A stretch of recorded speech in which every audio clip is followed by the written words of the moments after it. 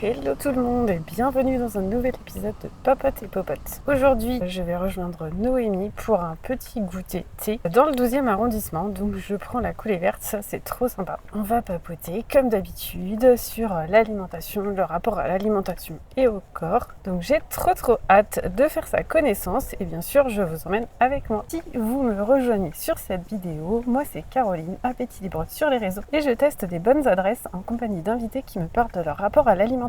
Donc n'hésitez pas à vous abonner si le sujet vous intéresse et à me contacter si vous aussi vous souhaitez participer.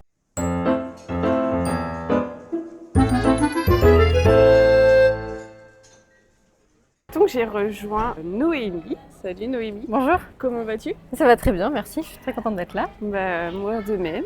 Est-ce que tu veux te présenter? Oui, je m'appelle Noémie, j'ai 28 ans et je suis enceinte de mon premier enfant. Et voilà, je pense que c'est trop chouette parce que justement, on m'avait fait des suggestions de faire des vidéos sur la grossesse. Alors je sais pas du coup si tu as envie d'en parler ou si tu as plein d'autres choses à dire et que du coup on va faire une vidéo trop longue. Mais du coup, on sera deux femmes enceintes ensemble. C'est rare. Tu viens de quitter ton boulot et on va faire un petit goûter. Un petit goûter. Voilà. Avec plaisir. Et ben c'est parti.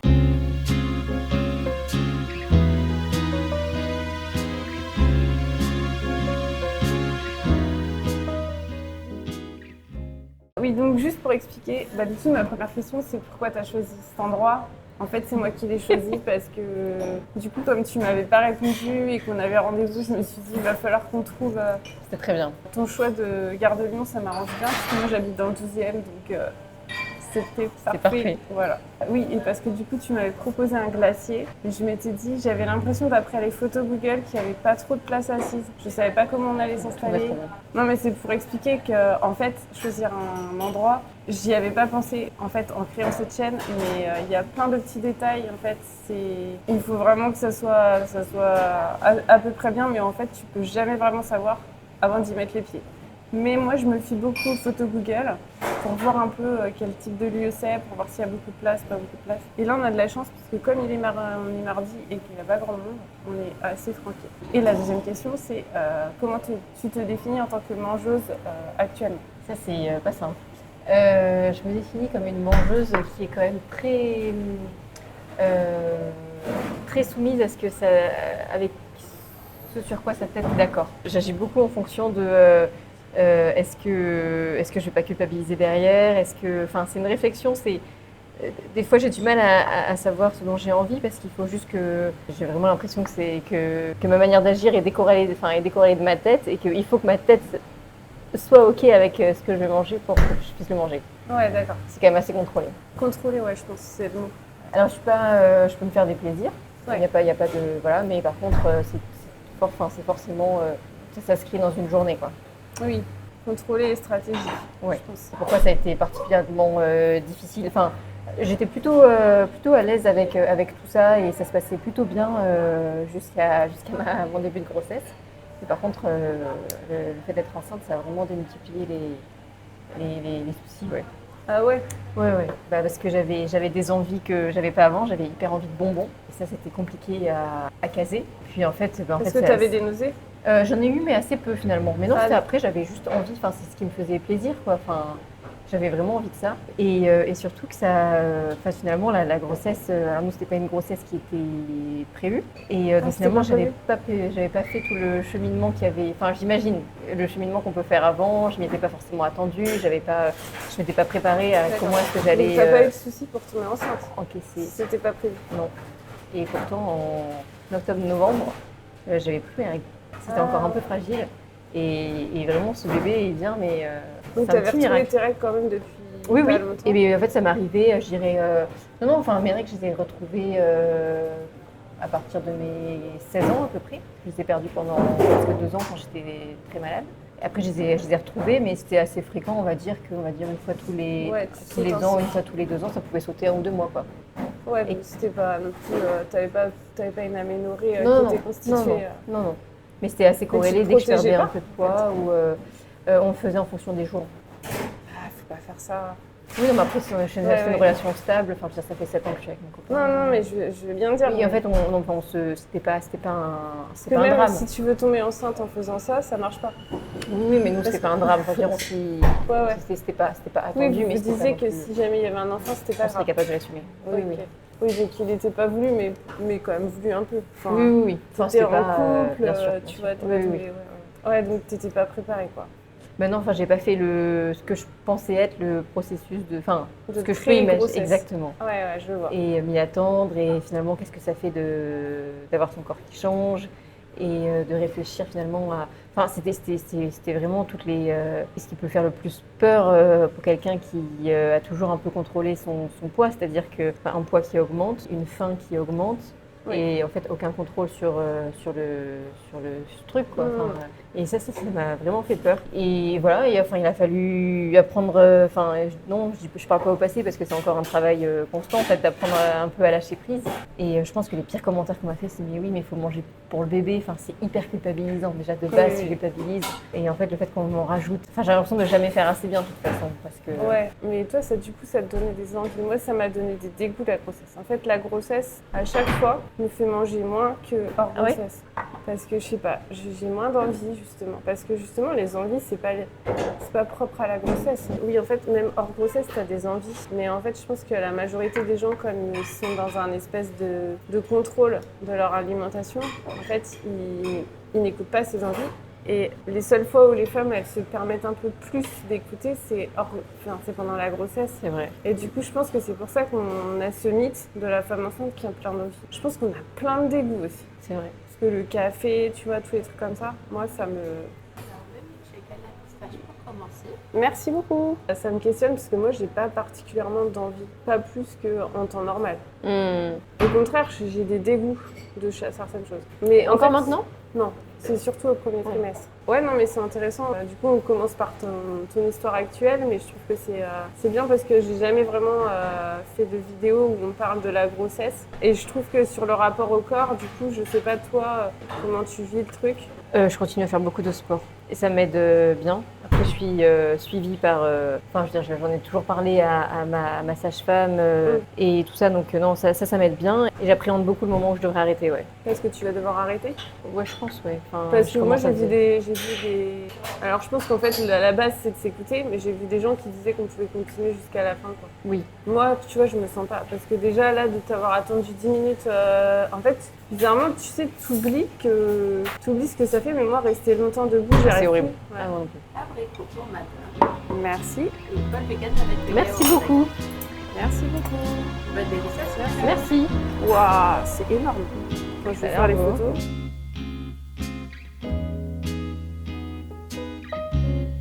Je vais essayer de faire une dégustation de ces abricots.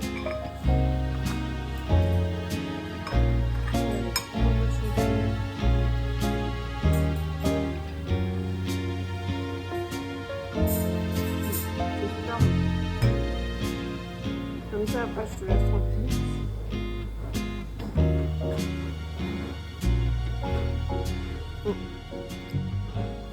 C'est pas mal. Ouais, les gaufres, elles sont très bonnes. Hein. Si tu veux goûter, Merci. n'hésite pas. Toi aussi, je sais pas si tu veux. Je sais pas ce que c'est ça. C'est la compote, non ? Ouais, je crois. Ouais. Coulis ou compote, je sais pas. Je pense très bon. Et du coup, ils t'ont mis un yaourt grec ? Ouais. Ouais, parce que le yaourt de coco, c'est spécial. Et du coup, je sais plus ce que tu disais. Ah oui, donc tu vas devoir arrêter le sport. Elle t'a donné une date ? Non, mais enfin, moi, c'est plutôt la course à pied que je fais, donc je pense qu'à un moment, je serai quand même un peu trop gênée. Oui, en fait, c'est plus tu pour le ça. sens, ouais. Et là, t'arrives encore à en faire. T'as pas de contraction Non, j'ai même une contraction. Ah oui, parce que moi, j'ai un utérus contractile, donc Ah merde. le moindre truc, j'ai des contractions, quoi. Même sans moi, tu vois, si le bébé il bouge, ça me fout des contractions. C'est vrai ? Et tu sens beaucoup bouger ? Oui. Moi, je sens pas trop. Moi, énormément. C'est un footballeur professionnel. En plus, tes deux filles ? Non, mais non, pas plus que mes deux filles, mais je sais pas, je me rappelle plus trop. Mais j'ai toujours eu un utérus contractile. Ça fait accoucher un peu plus tôt ou pas ? Pas forcément. En fait, ma première grossesse, j'ai accouché 10 jours avant la fin de la prématurité. Donc ma fille a été... ouais. Mais j'étais dans la restriction et j'étais en sous-poids. Et ma deuxième, elle est née à 39 et 6 jours. Ok. Donc, mais l'utérus, il se contractait autant. Vous avez fait un lien entre ton sous-poids et... On m'a jamais rien dit. En même temps, on m'a dit, bah oui, elle est née avant, mais on sait pas pourquoi. Parce que du coup, ils ont essayé de chercher si j'avais une infection ou quelque chose. Mais il n'y avait rien. Ok. Mais je crois que du coup, quand tu as des carences ou quand tu es... Mais t'en avais parlé? Non, mais bon, j'avais 16 d'IMC, donc je pense que ça devait se voir un petit peu quand même. Et là, à ce moment-là, tu contrôlais beaucoup ton poids pendant ta grossesse, ta première grossesse? Bah, comme hors grossesse, quoi. Ouais, pas plus. Puis en fait, à cette époque-là, j'étais suivie et j'étais très surveillée, alors que tu vois, cette grossesse-là, on m'a pas pesée. Ok. On surveille pas mon poids. Alors que j'en ai pas parlé de mon TCA. C'est juste que je suis suivie dans une maison de naissance et que c'est physio. D'accord. Il ne faut pas de toucher vaginal, j'ai rien. Ok. Tant mieux. Et toi, du coup, t'es surveillée sur ton poids? Alors, il me pèse à chaque fois, mais assez succinctement. D'ailleurs, il m'avait dit la dernière fois. Parce que là, j'ai changé au début. J'étais suivie par une sage-femme en ville. Et là, maintenant, je viens de passer à la gynéco à l'hôpital. Parce qu'ils avaient soupçonné un petit truc sur le bébé, mais finalement, il n'y avait pas de raison de s'inquiéter. Donc, la sage-femme, elle me disait, bah bon, tu la balance, tu me diras combien c'est. Et puis là, la gynéco, elle m'a dit, si ça te dit de monter, tu peux monter, mais c'est comme tu veux. Donc, du coup, tu leur en as parlé que t'avais... Ah oui. Dès le début, j'en ai parlé. J'en ai parlé en fait à tout le monde. Je veux dire à ma sage-femme. J'en ai parlé à la dentiste que j'allais voir, tu sais, pour le coup. La consultation, ouais. J'en ai parlé à la gynéco, j'en ai quand même... voilà, parce que je trouvais que ça n'allait pas, du moins au début. Oui, et comment ça a été accueilli, du coup? Ça a été... par exemple, la dentiste, elle m'a dit oh, bah, ne vous inquiétez pas, moi j'ai vomi toute ma grossesse, il n'y a pas eu de problème sur le bébé. La sage-femme, elle m'a dit bon, bah vous prenez pas beaucoup de poids. Attends, qu'est-ce qu'elle t'a dit, la dentiste? Elle avait vomi toute la grossesse, mais pour des raisons... oui, mais je comprends pas pourquoi elle te dit ça. Et qu'il n'y avait pas eu de problème ni pour elle ni pour le bébé. Puis en fait, elle avait pas du tout pris de poids. Parce qu'en fait, le poids qu'elle avait pris, mais ça dépend de quel poids elle partait, tu vois. Si elle était grosse ou si elle était... Parce que normalement, quand plus ton IMC est bas, plus t'es censé... Après, ça veut rien dire. C'est même grossophobe, ce que je dis. Mais bref, quand t'es un faible poids, t'es censé prendre plus. Non, elle, c'était parce que son corps la supportait très mal, la grossesse. C'est pour ça qu'elle vomissait souvent. Moi, c'était pas pour les mêmes raisons. Et oui, elle m'a dit, de toute façon, moi, j'ai pas pris de poids et ma grossesse s'est très bien passée, donc pour vous, il n'y aura pas de problème. Je trouve ça ouf comme un professionnel de santé qui se base sur son expérience personnelle. Et c'est tellement pas scientifique, c'est tellement... je trouve que ça rassure pas, en fait. Et puis elle le savait très bien pourquoi. Je veux dire, moi, c'était pas facile. Mais c'est pas parce que elle, ça s'est bien passé que ça se passe bien. Il faut des stats, il faut des données. Après, peut-être qu'elle était mal à l'aise et qu'elle voulait dire un truc qui rassure, tu vois, mais... Ouais, je pense qu'elle voulait être rassurante. Ouais. Et non, ma sage-femme, elle a été... pareil, c'était pas... elle a dit que c'était peut-être lié, à la grossesse. C'est normal que ça me provoquait des chamboulements un peu émotionnels, mais que ça allait forcément s'atténuer pendant la grossesse et qu'il n'y avait pas trop lieu de s'inquiéter. Je trouve ça hyper violent parce que justement, quand tu es d'un poids plutôt faible, en fait, dès que tu t'inquiètes, on essaye de te rassurer. Alors que tu prends les personnes grosses qui font la même chose, on va appuyer sur leur... on va encore plus leur dire oui, vous avez raison, il faut faire attention, faites attention. Tu vois, on pourrait très bien nous... Moi, je comprends pas pourquoi on nous rassure. En fait, on nous rassure tout le temps. Je trouve ça dingue parce que, non, il y a des dangers. Moi, j'ai pas envie de te rassurer. Tu vois, moi, j'ai vécu un accouchement prématuré. Franchement, j'aurais bien aimé qu'on me prévienne. Tu vois, je savais pas. Oui, bien sûr. De mon point de vue, je trouve que j'ai quand même essayé plusieurs fois je dirais pas tirer la sonnette d'alarme, mais j'en ai quand même parlé plusieurs fois. J'ai pas honte d'en parler. Tu t'es sentie écoutée? Non. Ah oui? Bah non, comme je te dis, oui. C'était un peu balayé, pas balayé, mais que finalement c'était pas si grave, que c'était... voilà quoi. Et quand tu leur en parlais, tu disais quoi? Je leur disais que j'avais quand même un passé de TCA. Ouais, mais ça du coup... Que c'était quand même pas mal revenu avec la grossesse. Non, mais tu donnais pas de trucs concrets. Si, je leur disais mes comportements un petit peu, tu vois. Je leur disais que je me pesais très souvent, que j'avais beaucoup du mal à accepter mes envies, et que des fois, quand il m'arrivait de craquer, je me faisais vomir derrière. Voilà quoi. Ouais. Non, si, j'étais honnête. Non, j'ai pas minimisé la chose. Non, mais sans vouloir minimiser, mais tu sais, sans rentrer dans les détails. Dire j'ai eu des TCA, ils sont en train de revenir, tu vois. Mais pas dire quoi exactement. Parce que ça reste flou, donc ils ont du mal à, je pense, à conscientiser ce qui se passe. Oui, si, je leur ai dit quand même que je faisais énormément de sport. Après, j'attendais peut-être aussi de leur part à eux qui me questionnent un peu. C'est pas anodin. C'est logique. C'est ce que je suis en train de faire. Parce que quand on me dit j'ai des TCA, ils sont en train de revenir, oui, quoi. C'est quoi tu vois. Entre se peser tous les jours et se faire venir 4 fois par jour, je pense que l'impact sur le bébé, c'est pas le même. Elle m'a dit dans un premier temps, en fait, le bébé se puise dans tes réserves. Oui. Est-ce qu'il faut que ce soit pas l'inverse, c'est-à-dire que lui soit pas, il commence, enfin, elle m'a dit, il faut pas que la machine s'inverse, que le bébé commence à rentrer en restriction parce que toi, t'auras pas assez Elle t'a dit de ça? masse. Ouais. Mais je trouve ça masse grasse. horrible, c'est faux. Elle m'a dit tant que ça s'inverse Parce pas, qu'en fait, tant que la plupart des femmes qui sont comme ça, et moi j'ai vécu ça, tu fais une grossesse en étant en restriction, t'arrives à l'accouchement, t'es lessivé. Ton bébé, il t'a tout pompé, t'es au fond du trou. Enfin, je veux pas te faire peur, mais en fait, le bébé, il va toujours... Enfin, le corps de la femme va toujours privilégier le bébé. Le bébé, c'est un parasite. En fait, il va tout te pomper. Il va te pomper tes os. Moi, je me suis fait une fracture de fatigue pendant ma grossesse, la première. En fait, à l'accouchement, t'es carencée de malade, quoi. Parce que t'as tout donné à ton bébé.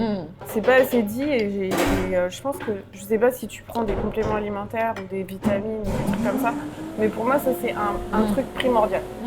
Et même les femmes qui sont pas en TCA, des fois, elles sont carencées un petit peu parce que l'alimentation n'est pas optimale. Et pour moi, il faut supplémenter, c'est obligatoire. Je l'ai pas fait pendant ma première grossesse, à part la B9 qu'on donne à tout le monde. Et le fer, parce que j'avais une carence en fer. Mais en fait, il faut se complémenter en d'autres trucs. Ouais. Parce que même si tu manges varié, etc., c'est hyper dur d'avoir tes apports. Non, si, moi je prends un complexe vitaminique le matin.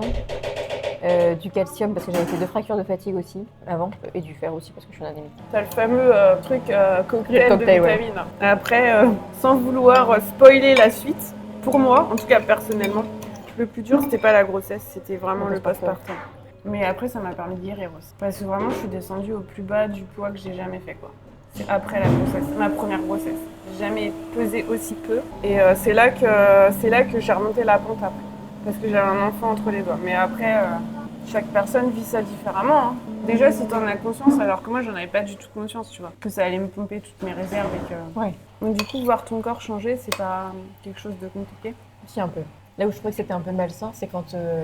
Bon, voilà, maintenant, il n'y a plus de doute. Mais quand, par exemple, au 4e ou 5e mois, on me disait « Ah, t'es enceinte, ça se voit pas ». Ça me faisait plaisir. Et ça, je savais que c'était pas sain, quoi. Ah ouais. Moi, justement, je trouve que c'est facile, la grossesse. Parce que moi, j'ai toujours eu des complexes sur mon ventre et justement, j'attends que ça, qu'on me dise « Ah ouais, t'es enceinte, ça se voit, c'est la seule fois de ta vie ». On me l'a tellement dit, alors que j'étais pas enceinte. On me l'a tellement dit. Même des gens dans le métro qui m'ont laissé leur place, tu vois. Alors que maintenant, je prends le métro et on me laisse pas ma place. Alors que maintenant, ça se voit vraiment. Ça m'énerve aussi. C'est dur de rester debout. D'ailleurs, quand je t'ai vue, franchement, ça se voit pas beaucoup. Ouais. Oui, parce que tu te connais. Mais tu vois, je te connais pas. Je me permettrais pas de dire t'es enceinte. Ah, si. Ah, si. Quand même. Oui, mais parce que tu te connais. Parce que moi, je voudrais pas te froisser. Si juste ton ventre, il était comme ça, parce que t'es ballonné, parce que ci et parce que ça, je me permettrais pas.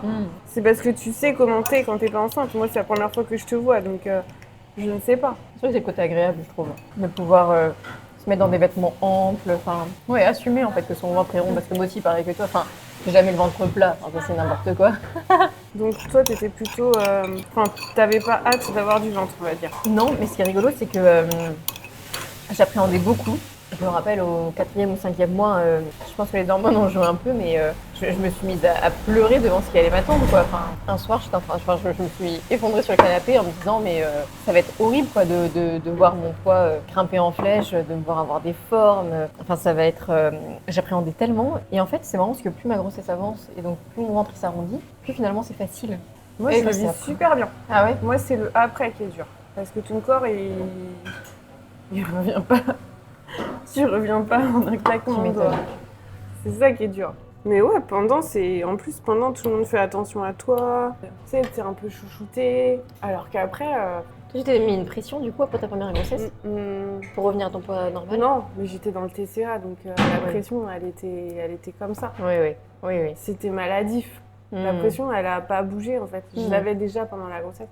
Sauf que pendant la grossesse, t'auras beau faire tout ce que tu veux, être en restriction, de toute façon, tu vas grossir du ventre. Oui, non, c'est clair. Et tu fais de la rétention d'eau et nanana. Tu peux être sous-alimenté, mais ton corps, il est là, il veut que grossir. Alors qu'après, en fait, tu perds à une vitesse, enfin, quand t'es en restriction, hein. Quand t'as un TCA restrictif, tu perds assez facilement. Mais est-ce que c'est bon pour toi? Non. Et toi, tes médecins, ils s'étaient pas inquiétés que tu prennes peu de poids? En tout cas, ils ne m'ont pas dit. Mais j'en ai pas parlé.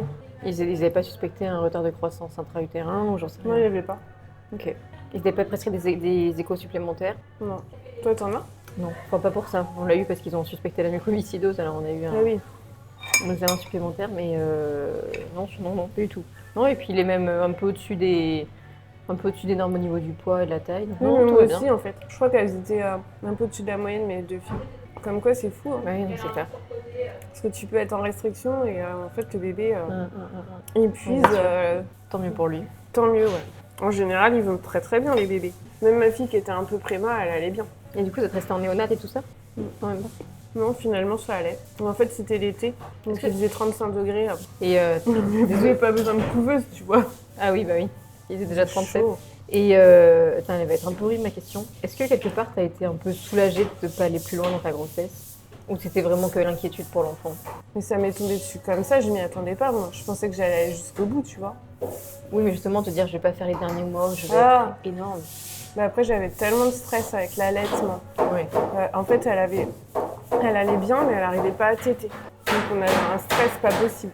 Et du coup, en plus, l'allaitement, alors tu verras, mais quand tu es quelqu'un qui a fait de l'anorexie, si tu veux allaiter, et ben en fait, tu sais pas ce que le bébé il absorbe. Tu sais pas. Il faut juste faire confiance. Et ça, c'est un truc de malade. Parce qu'en fait, contrairement aux mamans qui donnent un biberon, tu mets tant de millilitres, tu sais, il a pris ça, tu peux calculer, Bien sûr. L'allaitement, c'est freestyle, tu sais rien. Ouais, c'est vrai. Tu vois juste qu'il prend du poids sur sa balance, quoi, c'est tout. Très très bien. Oui, merci ouais. beaucoup, c'est très très bon. Ça te met un coup de pied au cul pour te dire, ah ouais, en fait, je peux pas tout contrôler. Et de toute façon, j'en parlais avec une autre fille sur Instagram. En fait, la parentalité, ça t'apprend tellement que tu peux pas tout contrôler. C'est un autre être vivant, quoi. C'est pas toi, donc tu ne peux pas contrôler. Bien sûr, c'est vrai. Donc, d'un certain côté, philosophiquement, ça t'aide.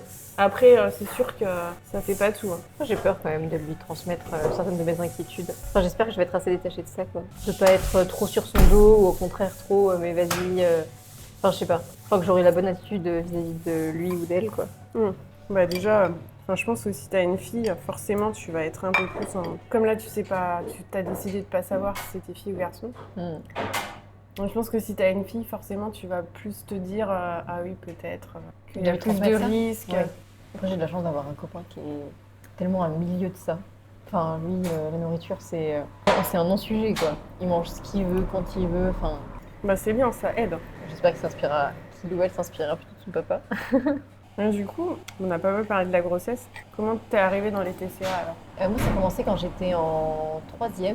Je sais plus très bien, mais en fait, je me rappelle, je faisais de l'athlétisme en club à cette époque-là, et donc il me fallait un certificat médical. Et donc en septembre, ma mère m'emmène chez la médecin pour faire mon certif. Et je me rappelle que avant l'été, je devais faire un petit 49,5, enfin quelque chose comme ça, en fin de 4e, quoi. Et je me trouvais un petit peu rondelette. Et j'avais été dit, bon, bah, je vais essayer de perdre un petit peu pendant l'été. Et quand la médecin m'a pesée sur la balance, je faisais 48. Et en fait, je m'attendais à ce qu'elle me félicite. Mais en fait, c'était normal quoi, de faire 48 kilos à cet âge-là pour une jeune fille. Attends, et avant, tu faisais combien? 49,5, j'avais perdu 1,5 kg pendant l'été. Et attends, tu sais que moi, en 3e, il m'est arrivé la même chose. Moi, j'étais passée de 52 à 51 et j'avais eu des félicitations. Et bam! Faut enclencher la machine. Ouais. Donc moi, c'était l'inverse. J'attendais les félicitations. Ouais, mais moi, je les attendais pas. Et du coup, j'étais ah ouais. Et j'avais rien fait en plus. Ouais. Ah ouais. Non, moi, tu vois, comme quoi, dans les deux cas, t'as des félicitations ou t'en as pas. Dans les deux cas. Oui, c'était débile. Tu félicites pas un enfant. Bah non. Moi, c'était la réaction. La réaction de ma médecin était normale. Elle était normale. Moi, la mienne n'était pas normale. Non, bien sûr. Et donc je m'attendais à ce qu'elle me félicite, c'est pas venu. Et donc du coup je m'étais dit, puisque ça te... Dans ma tête évidemment, si ça te convient pas, tu vas voir que je peux faire en sorte que la prochaine fois tu me félicites. Et en fait, donc ça c'était en septembre, et en fait j'ai perdu très vite du poids. Et ce qui fait qu'au mois de mai j'ai été hospitalisée à Montpellier. Et ça a duré entre la fois où mes parents m'ont déposée et la fois où j'en suis sortie, c'était quasiment 1 an. Alors à la fin c'était plus light, j'y allais peut-être 3 à 4 000 par semaine, j'y allais beaucoup moins. Pendant ta 3e? Ouais, c'était du coup, donc là c'était au mois de mai de ma 3e, j'ai passé mon brevet à l'hôpital et l'année de ma seconde jusqu'au mois de fin avril. Et t'as réussi à maintenir ton niveau scolaire? Ouais, du coup j'étais inscrite dans un lycée à côté. Et donc, j'allais pas à tous les cours, mais j'allais quand même à pas mal de cours. Et après, sinon, ça c'était pendant mon année de seconde, mais par contre, la fin de ma 3e et le brevet, ça je les ai passés à l'hôpital. avec une institutrice qui venait. Et mes profs de mon collège envoyaient les cours et on était ensemble. Et après, donc, je suis sortie. Donc là, j'avais j'avais un peu plus de 15 ans. Et après, en fait, j'ai essayé de faire en sorte que le navire reste à flot, quoi. De passer un peu entre les mailles du filet. Et donc, en première et terminale, donc, j'étais chez mes parents. Et après, je suis partie en études supérieures. Là, ça a été plus compliqué de gérer ça. Quand je suis partie, puis bon, Donc, t'avais retrouvé un poids santé? J'avais retrouvé mes règles. Après, c'était un petit poids de santé. Puis donc après j'ai passé 2 ans en prépa où là c'était vraiment difficile. Et donc là, du coup, c'était un peu revenu quand même. Je pense avec un peu la pression et tout ça. Et puis je pense qu'en fait, j'étais pas allée au bout de ma guérison. Enfin, en fait, je Tu dirais avais pas qu'on m'a guéri laissé le somatique, c'est mais ça. pas le mental. Et puis voilà, et en fait, c'est resté à peu près comme ça. Donc un entre-deux, une semi-guérison, comme on dit, enfin tout le temps en fait. Tu m'as parlé qu'après, tu avais des vomissements. Ouais. Ça, c'est arrivé à quel moment? Même pendant l'hôpital, je pense, j'ai développé un trouble un peu particulier qu'on appelle le méricisme. Et en fait, du coup, ça me facilitait beaucoup la vie pour me faire vomir. Dès que ma tête avait du mal à encaisser le repas que j'avais fait, je recourais à ça. Et c'était pas forcément... Donc, du coup, tu peux expliquer? Parce que je pense que pas tout le monde comprend ce que c'est. Ouais, alors moi, j'en ai un peu honte. c'est pas... C'est pas un trouble. En fait, c'est le fait d'arriver facilement à se faire remonter la nourriture, la remâcher et de la réavaler. Et en fait, Mais elle est descendue dans l'estomac? c'est une petite poche qu'il y a avant l'estomac. Et apparemment, je crois que c'est les vaches qui ont un peu de ça. Ouais. Mais comment tu te crées ça? Je pense que tu as une facilité anatomique, je pense. Oui, je pense, ouais. Et Parce en que fait, c'est différent de vomir. c'est plus. Moi, je trouve que c'est plutôt recracher. Enfin, je sais pas trop comment dire. Mais oui, c'est un peu différent de se faire vomir, oui. Enfin, je veux dire, moi, je me suis jamais mis les doigts dans la bouche. Oui, voilà, c'est ça. C'était. Ouais. T'arrives à le déclencher. Oui. Déclencher, oui, mais après, à la fin, ça devenait presque un réflexe. C'est contrôlable, mais à moitié, quoi. Ça me demande des efforts J'y travaille. Je sais qu'il y a des aliments qui sont plus propices à ça. Donc, j'essaye des fois de les éviter parce que c'est plus simple. Mais sinon, je travaille vraiment à essayer d'éliminer ce réflexe, ouais. Je pense que quand je suis un peu plus fatiguée ou quand ça me coûte d'y consacrer de l'énergie, ça vient plus facilement. Bon, globalement, j'arrive à vivre avec, quoi. Mais c'est vrai que je Donc, en travaille fait, parce t'as que... développé ça, mais pas les vomissements. C'est du méricisme. Donc le méricisme, ça s'est arrivé à ce moment-là. Et puis en fait, après, ça s'est assez vite suivi en me disant, en fait, ça devenait très facile de me faire vomir à ce moment-là. Et du coup, je pense qu'en ayant trouvé, puisque c'était facile de me faire vomir, en fait, c'était facile d'avoir des écarts, enfin, de ce que je considérais comme des écarts. Ouais. Je pense que c'est le cheminement logique, ouais. Ça a d'abord été le méricisme, mais après... Mais attends, quand t'as une remontée du méricisme, du coup, t'as pas l'acidité? Non. Du coup, c'est peut-être moins, entre guillemets, c'est moins toxique pour les dents et tout ça, non? Je sais pas, moi j'en ai toujours parlé à ma dentiste. Elle n'avait pas trouvé Enfin, elle n'avait pas noté en tout cas de dégâts particuliers, quoi. C'est pas forcément une raison pour encourager ça non Donc, plus. ça, t'as développé ça quelques années après le début de... Parce qu'en très fait, rapidement, en fait. t'as eu un diagnostic d'anorexie? Ouais, quand j'étais à l'hôpital, ouais. Et après, du coup, t'as développé ça à l'hôpital. Ouais, mais je suis pas sûre qu'ils s'en soient bien rendus compte. Mais du coup, tu faisais des crises ou tu faisais juste régurgiter les repas normaux? Je régurgitais surtout les repas normaux. Et après, je sais pas trop à quel moment c'est venu. Après, il y a un moment où je me suis dit, bah tiens, par exemple, j'ai très envie de ça. Par exemple, j'en sais rien, une crêpe au Nutella. Ouais. Et bah en fait, bah tiens, je vais m'autoriser parce que je sais que je la garderai pas après. Donc après, Après, à quel moment c'est pas est-ce une que tu crise, mets tu vois. À quel moment tu mets le curseur? Oui, mais au final, c'était bon. C'est un écart que tu ne tolères pas. Je veux dire, tu ne manges pas au point d'être trop distendu, d'être mal et de vouloir tout, tu vois ce que je veux dire. Ouais, mais des fois, en fait, le truc, c'est que c'est plus facile des fois de remonter beaucoup de nourriture que d'en faire remonter très peu. Oui, c'est pour Donc ça finalement, pourquoi m'arrêter à une crêpe Oui. que j'aurai plus de mal? Alors en fait, si j'en mange 3, ce sera plus facile de se faire revenir derrière, Oui. de se faire reclencher, quoi. Et après, donc il y a eu des moments où j'arrivais un peu à mettre ça sur pause. Et puis, je me rappelle très bien, à un moment, j'avais réussi pendant presque 1 an. J'étais très fière de moi. J'avais arrêté tout, vomissement, méricisme. Et en fait, c'est venu... T'as arrêté la restriction?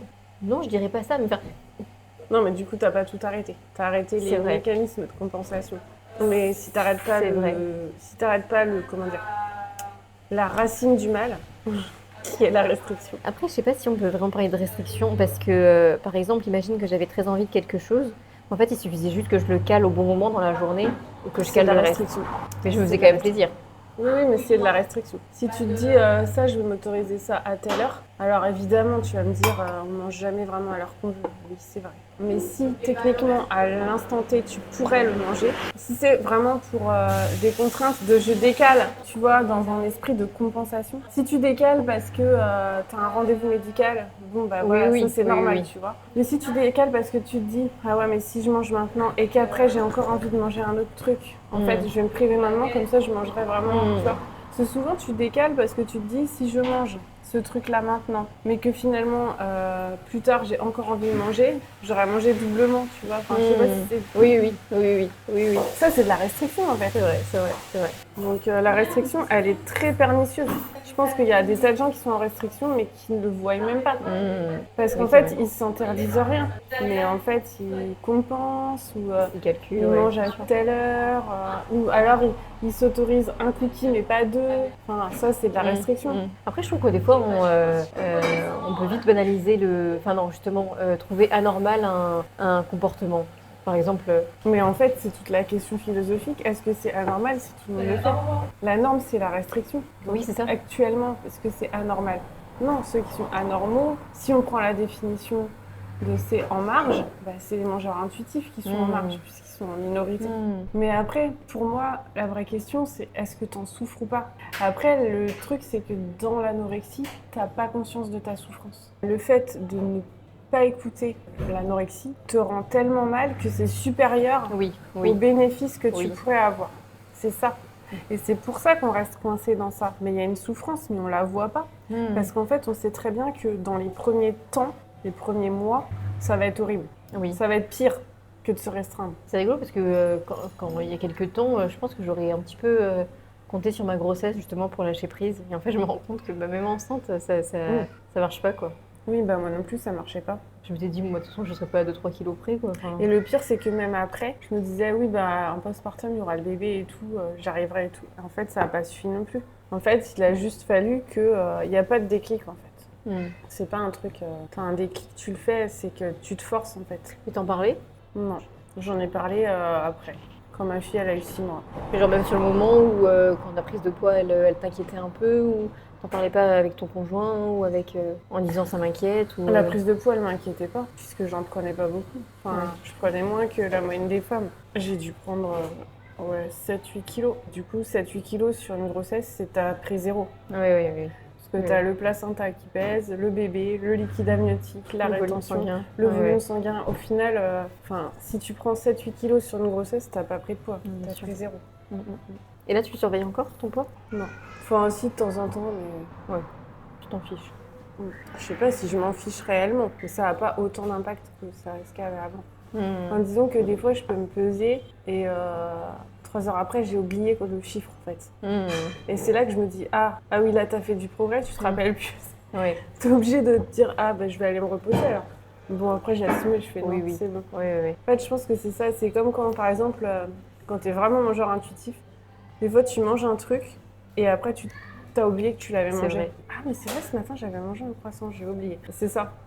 Et du coup, t'as eu un suivi à l'hôpital, mais en sortant de l'hôpital, t'as arrêté le suivi. T'as continué. Non, j'ai arrêté un petit peu quand j'étais en première terminale, parce que du coup, j'étais chez mes parents, j'étais pas si loin, enfin, on était à 40 km de l'hôpital, donc je continue à voir la psychiatre de là-bas. Et par contre, quand je suis partie en études supérieures... t'étais trop occupée. Ouais, puis je faisais un peu comme j'avais envie, quoi. Je l'ai pas très pris, je l'ai pas beaucoup pris au sérieux. Et t'as reperdu du poids? Non, globalement, non. Non, t'as réussi à maintenir, ouais. Mais t'étais dans le contrôle. Oui. Et non, je restais à 2-3 kilos près, ça oscillait, mais c'était... j'avais mes règles et ça allait, quoi. C'est rigolo parce que des fois, je vois quelquefois passer sur les réseaux, mais pas forcément pour les TCA, qu'il faut impérativement régler son addiction avant de tomber enceinte. Je sais pas ce que t'en penses. Je pense que c'est un peu utopique parce qu'il y a tellement de femmes, même tu vois la cigarette, c'est une addiction. Tu penses que c'est irresponsable de tomber enceinte en ayant un TCA? Non, je pense pas. Ça dépend. Non, parce que des fois, déjà moi dans mon cas, ça m'a sauvée, je pense. De 2, je pense que ça peut, si t'es bien accompagné, si tu vois les choses de la bonne manière, ça peut t'aider toi. Et non, je pense que c'est pas irresponsable. Après, tout dépend des situations, tu vois. Si t'as de l'aide. Après, si on devait guérir de tous les maux qu'on a, il y aurait plus de parents, quoi.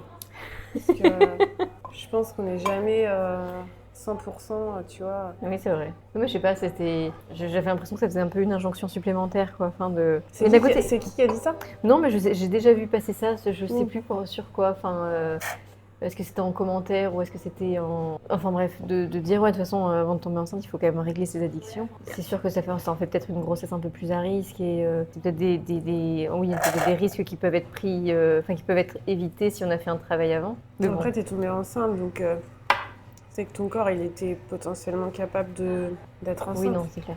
Oui, non, c'est sûr. Contrairement à d'autres qui ont un TCA et qui font une PMA. Ça avait été ton cas, non? Moi, ça a été mon cas, ouais. Pour les 3?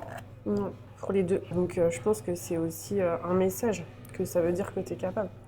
Puis dans les addictions, je pense que tu vois, il y a des addictions plus toxiques que d'autres pour le bébé. Enfin, l'alcool, toutes les drogues. Je pense que c'est pour ça aussi que les médecins ils relativisent beaucoup parce que pour eux, il y a pire. Quand t'es enceinte, on veut toujours te rassurer pour pas que tu stresses. On se dit, ouais, le stress, ça va pas être bon pour le bébé. Ouais, c'est compliqué aussi entrer en discours un peu, des fois un peu trop culpabilisant et des fois justement un peu trop rassurant. Mais par Même contre, pour eux, ça peut je être redis facile. le même truc que j'ai dit au début. Il y a une exception à ça, c'est que les personnes grosses, c'est du culpabilisant de A à Z, quoi. Ça, c'est un peu injuste et anormal, je trouve. Parce que en fait, c'est tellement aléatoire ce qui peut arriver. Une personne grosse, elle a plus de chances de développer un diabète gestationnel, par exemple, ou pas forcément? D'après les trucs, ils te disent de faire les tests quand tu as un IMC supérieur à 35, mais... D'accord, ok. ou 30, je sais plus, ou 25, je sais plus, mais c'est pas parce... après, chaque personne est unique, tu vois. Moi, tu vois, par exemple, j'ai fait le test, mais on m'a pas dit mais faites attention, vous allez avoir 40 ans, c'est la mort, tu vois. Alors que je pense que quand t'es gros, on peut te dire faites attention, ce sera de votre faute. Oui. Parce qu'en fait, on pense que le poids, ça se contrôle.